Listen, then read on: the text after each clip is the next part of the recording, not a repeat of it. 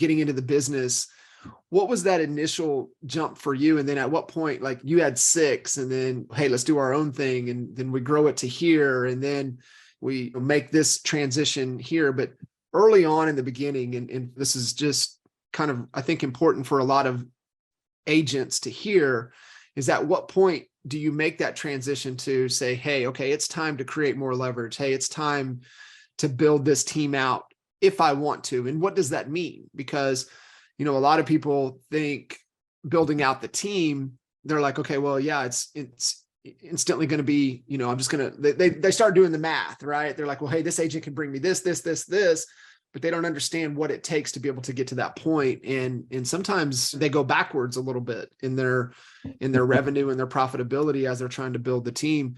But from your perspective and your viewpoint, like what was it in the beginning early on? You're like, hey, I got to create some leverage. I do want to build this team.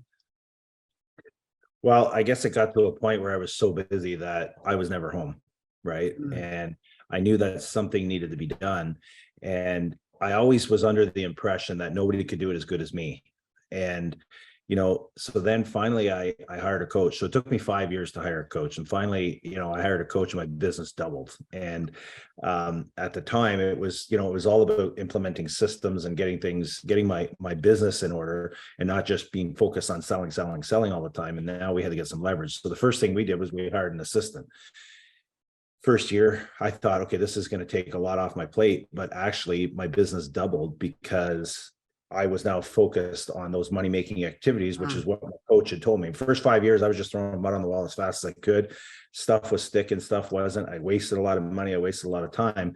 If I would have been smart and I would have hired a coach right in the beginning who had a team, who knew how to build a team, that would have changed everything for me, right? So then basically after we hired an assistant, I hired a second assistant because the first one didn't work.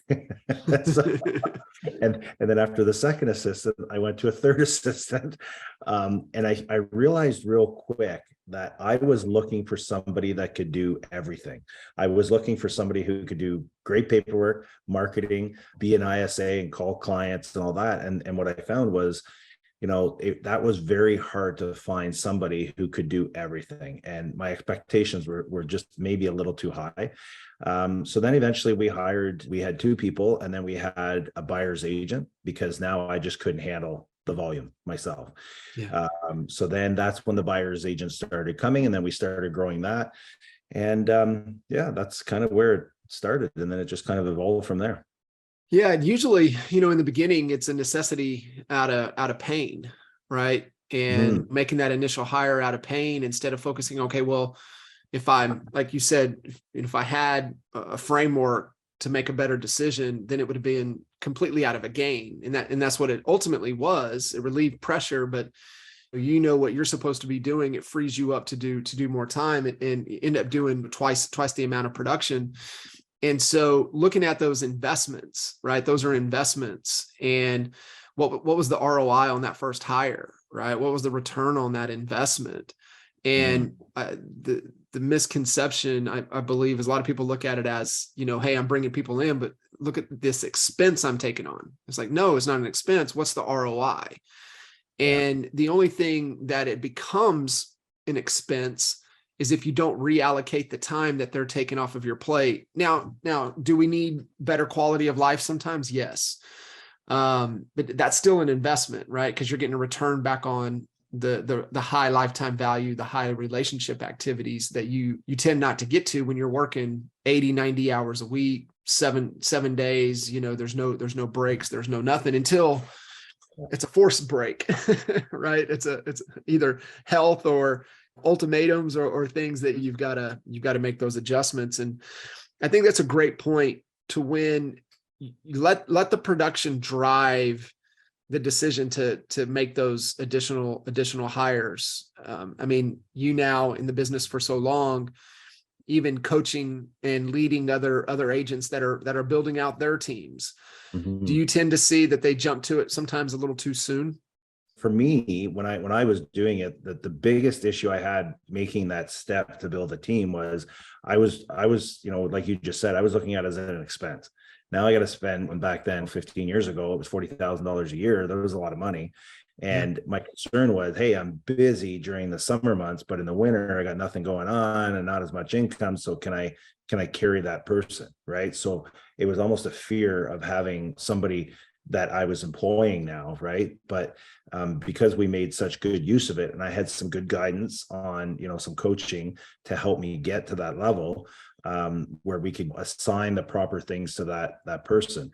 Now, today, yeah, I talk to guys all the time that they're just waiting and waiting and waiting. And I'm like, man, like, you're killing yourself. Like, just pull the trigger, get yourself somebody part-time. Then if you can't get somebody full-time, get yourself somebody part-time and alleviate a lot of the, the crap that you're doing.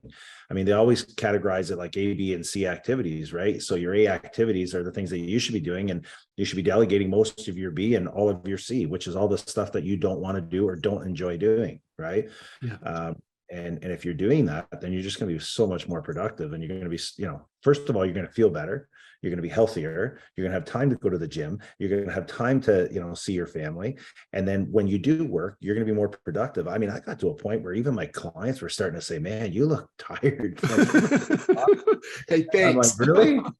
Really? I don't feel that bad. And I'm drinking coffee and I'm not, haven't been to the gym in 6 months. And because you start eliminating the things that keep you going. Right. Because now you want to make sure your clients are happy all the time. So yeah, people wait sometimes way too long to do that. Yeah.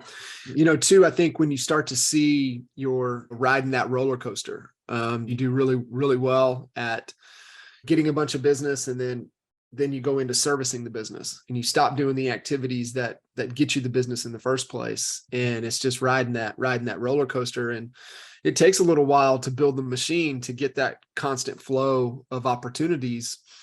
And the second you kind of pull off, it's almost like if you let it go for too long, you got to start it over again.